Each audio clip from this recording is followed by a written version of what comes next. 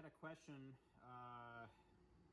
from a commenter about why we chose to put a bushing in instead of making the whole plate out of the material that the bushing's made from.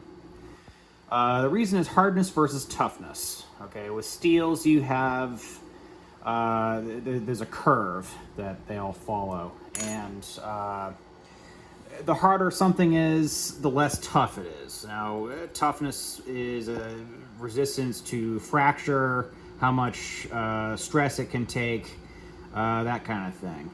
Now, the harder a steel is, again, the less tough it is. So, very hard steels, like what we made this bushing from, is akin to concrete. It has very good wear properties. It has very good compressive strength,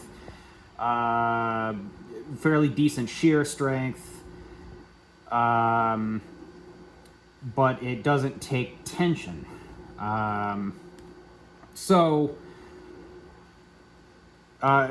like I say, it does tolerate abrasion and friction very well. That's what the bushing's made out of. The rest of the plate is made out of 4340 quenched and tempered, which is right at the peak of the hardness versus toughness scale.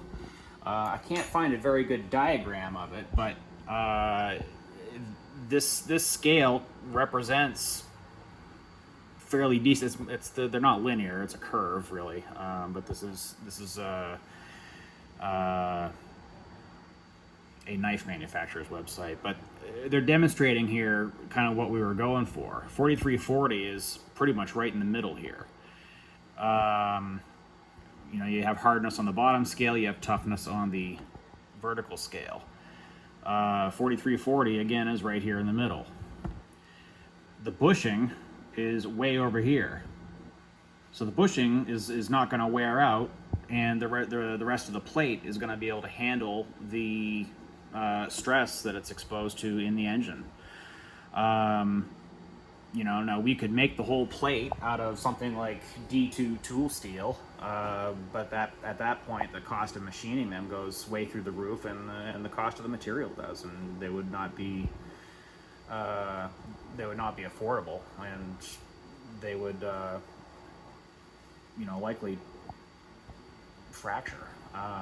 So 4340 is not cheap stuff. It's aircraft landing gear is made out of this stuff.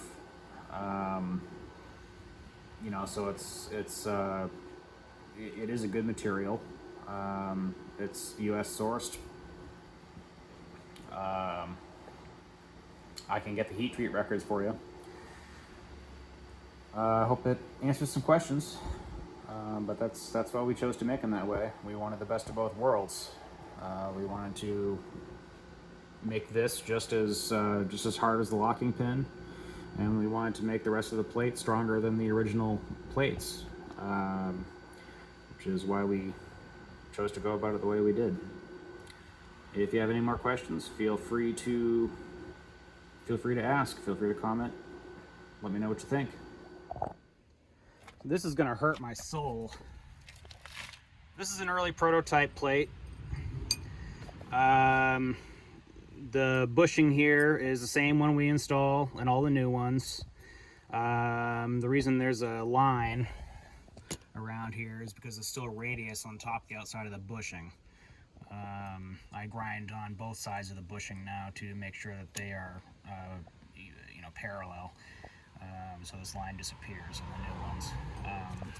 But I'm going to take this pneumatic hammer and I'm going to hit right there where all of the force from the insides of the adjuster go, and we'll see if we can get this bushing to self-destruct.